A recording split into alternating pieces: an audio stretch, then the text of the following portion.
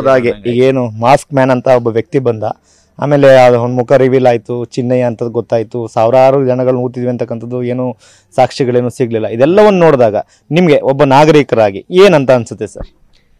ಇದೆಲ್ಲ ಒಂದು ಸುಳ್ಳು, ಯಾವ ಅಂಶಕ್ಕೆ ತುತ್ತಾದ್ರೆ ಗೊತ್ತಿಲ್ಲ. ಇವೆಲ್ಲ ಒಂದು ಸುಳ್ಳು ಕ್ರಿಯೇಟ್ ಆಗಿದೆ ಅನಿಸ್ತದೆ. ಅಲ್ಲಿ ಸುಳ್ಳು ಯಾವುದೋ ಅವರ ಹಿನ್ನೆಲೆ ಏನಿದೆ ಇಂಟೆನ್ಷನ್ ಅನ್ನೋದು ನನಗೆ ಗೊತ್ತಿಲ್ಲ. ಒಂದು ಸುಳ್ಳು ಕ್ರಿಯೇಟ್ ಮಾಡಿ ಈ ಥರ ಮಾಡಿದ್ದಾರೆ ಅನ್ನಿಸ್ತದೆ ಹೊರತು ಅಂಥದ್ರಲ್ಲಿ ಇಂಥವ್ರೆಲ್ಲರೂ ಬಳಸ್ಕೊಂಡಿದ್ದಾರೆ ಅವರು ಅಂತ ಅನ್ನಿಸ್ತದೆ ನನಗೆ. ಸುಳ್ಳು ಇರ್ಬೋದು ಬಹುಶಃ, ಆದರೂ ಕೂಡ ಅವರು SIT ಕಂಪ್ಲೀಟೆಡ್ ಆಗದೇ ಇರೋದ್ರಿಂದ ಅದನ್ನು ಸುಳ್ಳು ಅಂತಲೂ ಕೂಡ ಹಾಗೂ ಕೂಡ ಹೇಳಕ್ಕೆ ಬರೋಂಗಿಲ್ಲ. ಅದು ಇಂಟರ್ನಲ್ಲಿ ಏನಿದೆ ಅಂತ ಗೊತ್ತಿಲ್ಲ ಸರ್. ಅದು ಸುಮಾರು ಅಲ್ಲಿ ಭಾಳ ಹಿಂದಿನ ಎಲ್ಲ ಕೇಸ್ಗಳಿದ್ದು ಅಂತಲ್ಲ. ಏಕೆಂದರೆ ಇವರಿದ್ರಲ್ಲ ಯಾರು ನಮ್ಮ CS ದ್ವಾರಕಾನಾಥ್, ಅವರು ನನಗೆ ಮೊದಲು ಪರಿಚಯ ಇತ್ತು. ಅವರು ಗೃಹ ಪ್ರವೇಶ ಮಾಡಿದಾಗ ನಾನೆಲ್ಲ ಹೋಗಿದ್ದೆ. ಅವ್ರು ಭಾಳ ಎಮಿನೆಂಟ್. ಅವರೆಲ್ಲ ಆ ಲಂಕೇಶ್ ಪತ್ರಿಕೆಯಲ್ಲಿ ಏಕಮಾರ್ ದೋ ತುಕಡ ಅಂತಕ್ಕಂಥ ಒಂದು ಕಾಲಂ ಬರಿತಿದ್ರಾಗ ಅವ್ರು ಹೇಳಿದರು, ಆಗಲೂ ಕೂಡ ಕೆಲವು ಧರ್ಮಸ್ಥಳದ ಕೇಸ್ಗಳು ಬರ್ತಾಯಿದ್ದು ಅಂತ ಎಲ್ಲ ಹೇಳಿದಾಗ ಏನೋ ನಡೆದಿದೆ ಅನ್ನೋದು ಅದೆಲ್ಲ ನೋಡಿದಾಗ ನಮಗೂ ಏನೋ ಅಂತ ಅನ್ನಿಸ್ತು. ಅಲ್ಲಿ ನಡೆದಿರ್ಬೋದೋ ಇಲ್ವೋ ಅಂತಕ್ಕಂಥದ್ದು ತನಿಖೆಯಿಂದ ಗೊತ್ತಾಗಬೇಕು ಹೊರತು ನಾವು ಹೇಳಂಗಿಲ್ಲ. ಈ ಹುಡುಗ ಏನು ಅಂದರೆ ಯಾರ ಕರೆದ್ರು ನಾವು ಹೋರಾಟ ಮಾಡ್ತಾಯಿದ್ವಿ ಬಾರಪ್ಪ ಅಂತಂದರು. ಹಾಗಾಗಿ ಅವರಿಗೆ ಸಪೋರ್ಟಿವ್ ಆಗಿ ಇವನು ಹೋಗಿದ್ದಾನೆ. ಅದು ಬಿಟ್ಟರೆ ಇವನಿಗೆ ಅದರ ಹಿನ್ನೆಲೆ ಏನಿದೆ, ಒಳಮರ್ಮ ಏನಿದೆ ಅಂತಕ್ಕಂಥದ್ದು ಇವನಿಗೆ ಜೀವನದಲ್ಲಿ ಗೊತ್ತಿಲ್ಲ. ಹುಡುಗಿಗೆ ಆ್ಯಕ್ಚುಲಾಗಿ ಇವನು ಒಂಥರ ಈ ಇನ್ನೋಸೆಂಟ್ ಪರ್ಸನ್. ಇವೇನಿಲ್ಲಪ್ಪ ಇಲ್ಲಿ ಏನೋ ಇದೆ ಬಗೆ ಅಂದ್ರೆ ಬೇಕಾದ್ರೆ ಬಗದು ಬಿಡ್ತಾನೆ, ಕುತೂಹಲ ಏನೋ ಒಂಥರ ಹೊಸದಾಗಿ ತೋರಿಸ್ಕೋಬೇಕು, ಆ ಥರ ಒಂದು ಮೆಂಟಾಲಿಟಿ ಹುಡುಗಿಗೆ. ಸರ್, ಈಗ ಇದೆಲ್ಲ ಆದ್ಮೇಲೆ ಮನೇಲಿ ನೀವು ಅವನ ಜೊತೆ ಮಾತಾಡಿದ್ರೆ ಏನಪ್ಪ ಇದೆಲ್ಲ ನಿಜ ಅಂತ ಕೇಳಿದ್ರ ಆತ ಅವ್ನು ನಿಮ್ಮ ಜೊತೆ ಏನು ಮಾಹಿತಿ ಹಂಚ್ಕೊಂಡ? ಇಲ್ಲ ಸರ್, ಇಲ್ಲ. ನಮ್ಮ ಮನೆಯವರು ಅವನನ್ನು ತಲೆ ಮೇಲೆ ಕೈ ಇಟ್ಟು ಹಣ ಮಾಡಿಸಿ ಕೇಳಿಸಿದ್ರು. ಆ ಬುರುಡೆದೆಲ್ಲ ಗೊತ್ತೈತಲ್ಲ, ಬುರುಡೆ ವಿಚಾರ ನಿನಗೆ ಗೊತ್ತಾ, ಚೆನ್ನೈ ಗೊತ್ತಾ ಅಂತ ಎಲ್ಲನೂ ಕೇಳಿದರು. ಇಲ್ಲ ಮಾಮ್, ನಿಜವಾಗ್ಲೂ ನನಗೆ ಗೊತ್ತಿಲ್ಲ, ಅವ್ನು ಗೊತ್ತಿಲ್ಲ, ಅವನು ಸುಳ್ಳು ಹೇಳೋದು ಕಾಮನ್ ಆಗಿ, ನಿಜವಾಗ್ಲೂ ಗೊತ್ತಿಲ್ಲ ಅಂತಂದರು. ಆಮೇಲೆ ಇನ್ನೊಬ್ಬ ಯಾರೋ ಅವನು ಫ್ರೆಂಡ್ ಇದ್ದ, ಅವರೇ ಮಾತಾಡ್ತಿದ್ರು. ಅದು ಬುರುಡೆ ಹೆಂಗೆ ಬಂತು, ಅದೇನು ನಿನಗೇನಾರು ಗೊತ್ತೇನೋ ಹಂಗೆ ಅವರು ಇಲ್ಲೇ ಅದೇನು ನನಗೆ ಇನ್ನೂ ಗೊತ್ತಾಗಿಲ್ಲ, ಅದು ಎಲ್ಲಿಂದ ಬತ್ತು ಅಂತ ಗೊತ್ತಾಗಿಲ್ಲ ಅಂತ ಇವನು ಹೇಳಿದ ಹೊರತು ಇನ್ನು ಆ್ಯಕ್ಚುಲಾಗಿ 100% ಗೊತ್ತಲ್ಲ ಸರ್ ಹುಡುಗಿಗೆ. ಗೊತ್ತಿದ್ರೆ ಹೇಳ್ಬಿಡೋಣ ಇವನು. ಆಮೇಲೆ ಹೇಳೋನು ಜೊತೆಗೆ ಅವನು ಅದು ಗೊತ್ತಾಗಿದ್ರೆ ಇವನು ಹೋಗ್ತಿರ್ಲೂ ಇಲ್ಲ. ಸಿಕ್ಕಾಯ್ಕೆತ್ತೀವಿ, ಬಲಿಗೆ ಸಿಗಾಯ್ಕೊಂಡಂಗೆ ಆಗೈತಿ. ಈಗ ಸಿಗಾಯ್ಕೆತ್ತೀವಿ ಅಂತ ಹೋಗ್ತಿರ್ಲೂ ಇಲ್ಲ ಹುಡುಗ. ಆ್ಯಕ್ಚುಲಾಗಿ ಇವನೊಂಥರ ಏನಿಲ್ಲ, ಏನೋ ಹೊಸದಾಗಿ ತೋರಿಸ್ಬೇಕು, ಏನೋ ಐತೆ ಅಂದ್ಕೊಂಡು ಹಿಂಗೆ ಆಡಿದ್ನ ಹೊರತು ಅದು ಬಿಟ್ಟರೆ ಇವನಲ್ಲಿ ದುರುದ್ದೇಶಗಳು, ಅಲ್ಲಿಗೆ ಕಳಂಕ ತರಬೇಕು ಅಂತಕ್ಕಂಥದ್ದು ಇಲ್ಲ. ಏಕೆಂದರೆ ಇವನನ್ನ ಮೊದಲು ಹುಟ್ಟಿದಾಗ ಅಲ್ಲಿಗೆ ಕರ್ಕೊಂಡೋಗಿ ನಾವು ತಲೆ ಬೋಳಿಸ್ಕೆ ಬಂದಿದ್ದೋ, ಮಂಡೆ ಕೊಟ್ಕೊಂಡು. ಆಮೇಲೆ ನಮ್ಮಲ್ಲಿ ಆಲಿಗೆಡ್ಡೆ ಬೆಳೀತಿದ್ದು ಏನು ಮಾಡಿವೋ, ಒಂದೊಂದು ಚೀಲ ಆಲಿಗೆಡ್ಡೆಯನ್ನು ಹಾಸನಿಂದ ಬಸ್ಸಿಗೆ ಧರ್ಮಸ್ಥಳಕ್ಕೆ ಕಳಿಸ್ತಾ ಇದ್ದೋ.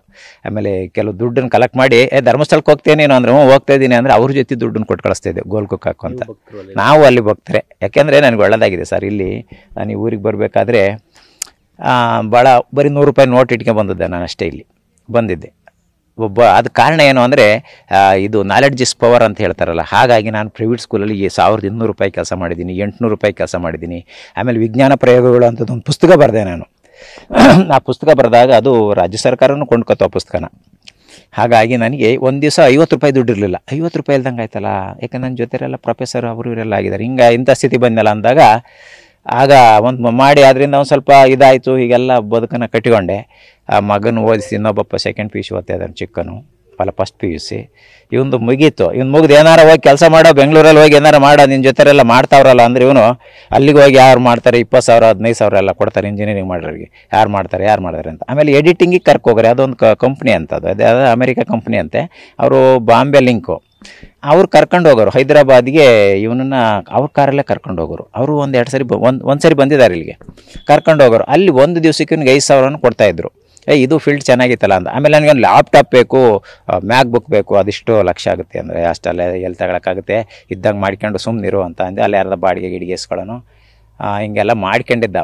ಬರ್ತಾ ಇವನು ಯಾರ್ದೋ ನೋಡಿ ಯೂಟ್ಯೂಬರ್ ಆಗಿ ಕನ್ವರ್ಟ್ ಆಗಿ ಎಲ್ಲ ಇನ್ಸಿಡೆಂಟ್ ಆಗಿ ನಮಗೆ ತಲೆ ಕೆಟ್ಟಂಗೆ ಆಯ್ತೈತಿ ಈಗ. ಸರ್, ಈಗ ಕೊನೆಯದಾಗಿ ಈ ಪ್ರಕರಣಕ್ಕೆ ಶುರುವಾದ ನಂತರ, ಯಾವುದು ಸೌಜನ್ಯ ಪ್ರಕರಣಕ್ಕೆ ನಿಮ್ಮ ಮಗ ವಿಡಿಯೋ ಮಾಡಕ್ಕೆ ಶುರು ಮಾಡಿದ ನಂತರ ಇಲ್ಲಿಗೆ ಯಾವತ್ತಾದರೂ ಮಟ್ಟಣ್ಣ ಅವ್ರು ಇರ್ಬೋದು, ಗಿರೀಶ್ ಇದು ತಿಮರೋಡಿ ಅವ್ರು ಇರ್ಬೋದು, ಅಥವಾ ಈ ಒಂದು ಪ್ರಕರಣ ಸಂಬಂಧ ಯಾರೋ ನಿಮ್ಮ ಮಗನ ಹುಡುಕೊಂಡು ಬಂದಿರ್ತಕ್ಕಂಥದ್ದು, ಅಥವಾ ಅವ್ರನ್ನ ಇಲ್ಲಿ ಬಂದು ಭೇಟಿ ಆಗಿರ್ತಕ್ಕಂಥದ್ದು ಇದೆಯಾ? ಇನ್ನೊಂದು, ಇಷ್ಟೆಲ್ಲ ಆಗ್ತಿರುವಾಗ ನಿಮಗೂ ಎಲ್ಲ ಒಂದ್ ಕಡೆ ಟೆನ್ಷನ್, ಮಗ ಈಗ ಅನಗತ್ಯವಾಗಿ ಅಲ್ಲಿ ಸಿಗಾಕೊಂಡ್ಬಿಟ್ಟ, ಅವ್ರನ್ನ ಬಳಸ್ಕೊಳ್ಳಾಗಿದೆ ಅಂತ ಅನ್ಸುತ್ತೆ. ಏನ್ ಅನ್ಸುತ್ತೆ ಸರ್? ಟೆನ್ಷನ್ ಇದೆ. ಇಲ್ಲ ಸರ್, ಅವ್ರು ಯಾರು ಬಂದಿಲ್ಲ. ಗಿರೀಶ್ ಮಟ್ಟಣ್ಣ ಆಗಲಿ, ಬೇಕಾದ್ರೆ ನಮ್ಮಲ್ಲಿ CCTV ಇದೆ, ಬೇಕಾದ್ರೆ ಚೆಕ್ ಮಾಡಲಿ. ಯಾರು ಕೂಡ ಎಂಟ್ರ್ ಆಗಿಲ್ಲ, ಇಲ್ಲಿ ಬಂದಿಲ್ಲ. ಅವರೆಲ್ಲ ದೊಡ್ಡರು ಎಲ್ಲಿ ಬರ್ತಾರೆ ಇಲ್ಲಿ? ಬಂದಿಲ್ಲ ಸರ್. ಇವನೇ ಬಹುಶಃ ಫೋನ್ ಮಾಡಿದಾಗ ಈ ಹುಡುಗ ಹೋಗಿರ್ತಾನೆ, ಫೋನ್ ಮಾಡಿರ್ತಾರೆ, ಇವನೇ ಅಲ್ಲಿಗೆ ಹೋಗಿದ್ದಾನೆ ಹೊರತು ಅವರು ಇಲ್ಲಿಗೆ ಬರೋದಕ್ಕಂಥ ಶ್ರಮ ತಗೊಂಡಿಲ್ಲ. ಅವರು ಅದಾಗಿಲ್ಲ, ಬಂದಿಲ್ಲ. ಇವನ್ ಬಳಸ್ಕೊಂಡ್ರೆ ಅಂದರೆ ಏನು ಅವರು ಏನೋ ಒಂದು ಇಲ್ಲೇನೋ ಇದೆ ಕಂಡುಹಿಡಬೇಕು, ಏನೋ ಅನ್ಯಾಯ ಆಗಿದೆ ಅಂತ ಅವರು ಕೂಡ ಮೈಂಡಲ್ಲಿ ಮೂಡಿರ್ಬೋದು. ಅದನ್ನು ಹೊರತೆಗೇನಂತ ಅವರು ಪ್ರಯತ್ನ ಮಾಡಿರ್ಬೋದು. ಹಾಗಾಗಿದೆ. ಇನ್ನು ಅವ್ರಿಗೂ ಏನಾರು ಬಳಸ್ಕೋಬೇಕಂದ್ರೆ ಅವ್ರಿಗೆ ಏನಾರು ಲಾಭ ಇರಬೇಕಲ್ಲ, ಅಲ್ಲಿ ಲಾಭ ಇದ್ದರೆ ಮಾತ್ರ ಬಳಸ್ಕೊಳ್ಳೋಕೆ ಸಾಧ್ಯ. ಸುಮ್ಮನೆ ಬಳಸ್ಕೋಬೇಕು ಅಂತಂದರೆ ಹುಚ್ಚರಾಗಿರಬೇಕು. ಏನೋ ಇದೆ ಅನ್ನೋದು ಅವರಲ್ಲಿ ಮೈಂಡಲ್ಲಿ ಇತ್ತು ಅನಿಸುತ್ತೆ. ಹಾಗಾಗಿ ಇವನು ಅದನ್ನೆಲ್ಲ ಒಂಥರ ಡಿಸ್ಪ್ಲೇ ಮಾಡೋಕ್ಕೆ ಅನುಕೂಲ ಆಗಿದ್ದಾನೆ ಅಂತ ಜೊತೆಲಿ ಇಟ್ಕೊಂಡು ಇದು ಮಾಡಿದ್ದಾರೆ ಅನಿಸುತ್ತೆ. ಇದು ಅಭಿಷೇಕ್ ಅವರ ತಂದೆಯ ಮಾತುಗಳು. ನನ್ನ ಮಗ ಹೊಸ ವಿಚಾರಗಳನ್ನ ಜನರಿಗೆ ತೋರಿಸ್ಬೇಕು ಅಂತಕ್ಕಂತೇಳಿ ಆಸಕ್ತಿಯಿಂದ ಯೂಟ್ಯೂಬರ್ ಆಗಿ ಬದಲಾದಂಥವನು, ಸೌಜನ್ಯ ಪ್ರಕರಣದಲ್ಲಿ ಆಕೆಗೆ ಅನ್ಯಾಯ ಆಗಿದೆ, ನ್ಯಾಯ ಕೊಡಿಸ್ಬೇಕು ಅಂತಕ್ಕಂಥ ಆಶಯ ಇಟ್ಕೊಂಡು ಅಲ್ಲಿಗೆ ಹೋದಂಥವನ್ನ ಬಹುಶಃ ಆತನನ್ನು ಕೂಡ ದುರುಪಯೋಗ ಮಾಡ್ಕೊಂಡಿರ್ಬೋದು. ಇದೆಲ್ಲವೂ ಕೂಡ ತನಿಖೆ ಆಗ್ತದೆ. ತನಿಖೆಯ ನಂತರ ಸತ್ಯ ಹೊರಬರಲಿ, ಅದಕ್ಕೆ ನಾವು ಕೂಡ ಬದ್ಧರಾಗಿದ್ದೀವಿ ಅಂತಕ್ಕಂಥ ಮಾತನ್ನ ಹೇಳ್ತಾ ಇದ್ದಾರೆ. ಕ್ಯಾಮರಾಮನ್ ಮಹೇಶ್ ಜೊತೆ ಮಂಜುನಾಥ್, KB, TV9 ಹಾಸನ.